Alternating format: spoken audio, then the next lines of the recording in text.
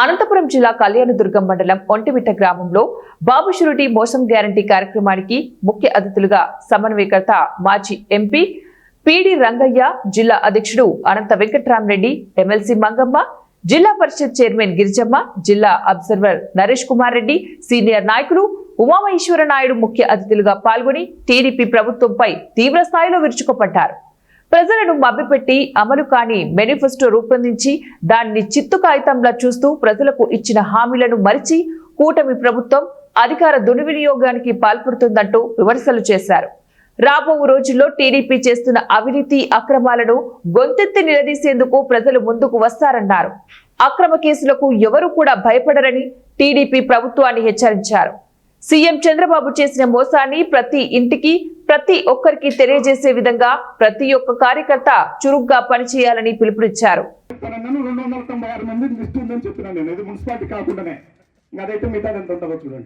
అందువల్ల మీరు గుర్తుపెట్టుకోండి, ఏదో పాపం పేదలు కష్టపడి వచ్చింటారు, మీరే చెప్పారు వాళ్ళకి మంచి కిక్కి వాళ్ళని ఇవ్వండి, కానీ మీరు సంపాదించిన దరిద్రం మీరు వాళ్ళ మీద సంపాదించి అంతేమైనా యాక్సిడెంట్లు పెరుగుతున్నాయి పోతూ ఉంటే ఇవన్నీ చూసుకోండి.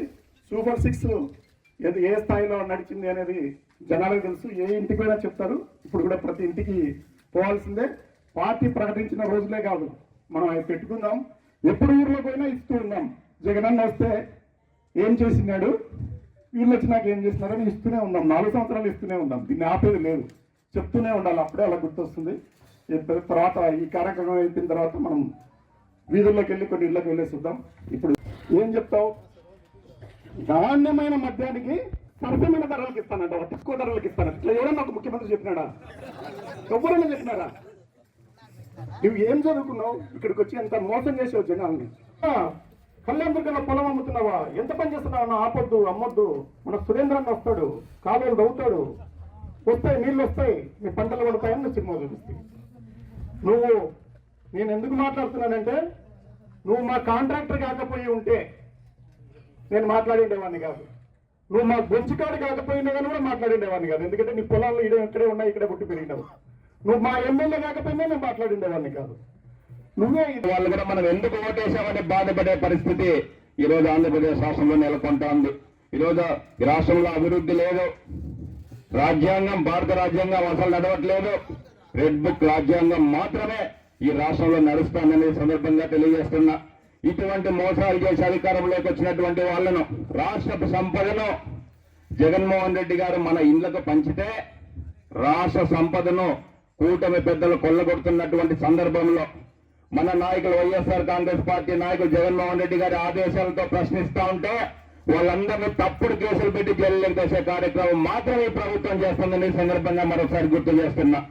ఎటువంటి దొంగ కేసులు పెట్టినా భారత రాజ్యాంగాన్ని నమ్ముకొని, జగన్మోహన్ రెడ్డి గారి నాయకత్వాన్ని నమ్ముకొని ఖచ్చితంగా ఈ కేసుల్లో అందరికీ బెయిల్ వస్తాయి. ఖచ్చితంగా ప్రజల తరపున వైఎస్ఆర్ కాంగ్రెస్ పార్టీ పోరాడుతుంది అనేది మనం ప్రజలందరికీ తెలియజెప్పాల్సిన అవసరం ఉందనే సందర్భంగా తెలియజేస్తున్నా.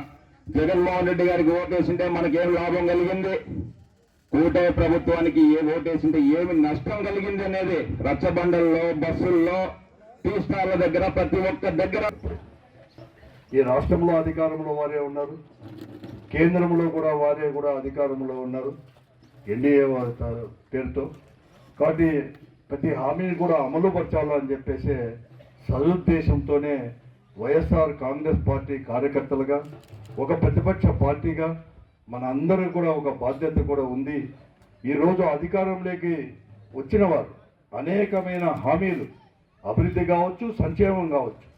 అభివృద్ధి అనేది కూడా జగన్మోహన్ గారి నాయకత్వంలో ఉన్నప్పుడు 5 సంవత్సరాలు ఈ రాష్ట్రంలో అనేది కూడా అభివృద్ధి కార్యక్రమమే జరగలేదు, విధ్వంసం మాత్రమే జరిగింది. అలాగే సంక్షేమం కూడా అంతకంటే కూడా మేము వస్తే అభివృద్ధితో పాటు జగన్మోహన్ రెడ్డి గారు ఇచ్చిన సంక్షేమం కంటే కూడా ఎక్కువగా ఇస్తామని చెప్పేసి కూడా అధికారం రావడం జరిగింది.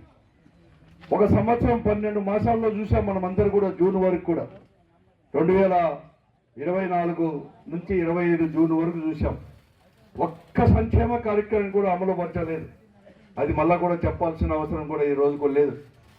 వారు ఇచ్చిన హామీలు, సంక్షేమ కార్యక్రమాలు 1 సంవత్సరం కాలం పాటు అంటే సూపర్ 6 హామీలే అమలు పరిస్తే దాదాపుగా 85,000 కోట్ల రూపాయలు ప్రతి సంవత్సరం కూడా అందులోనే అన్ని సంక్షేమ పథకాలు వైఎస్ఆర్ ఆసరా, వైఎస్ఆర్ విద్యా దీవెన, వసతి దీవెన, అలాగే చిన్న చిన్న వ్యాపారాలు చేసుకునే వాళ్లకు జగనన్న తోడుగా ఉంటూ, అలాగే మహిళలకు వైఎస్ఆర్ ఆసరా ద్వారా కూడా జగనన్న ఎంత అండగా నిలిచి నేరుగా కూడా వాళ్ళ ఇంటికే జమ చేస్తూ వాళ్ళ అకౌంట్లలోకే డబ్బులు జమ చేస్తూ మన జగనన్న ఒక ప్రజానాయకుడిగా కూడా పరిపాలన చేశారు.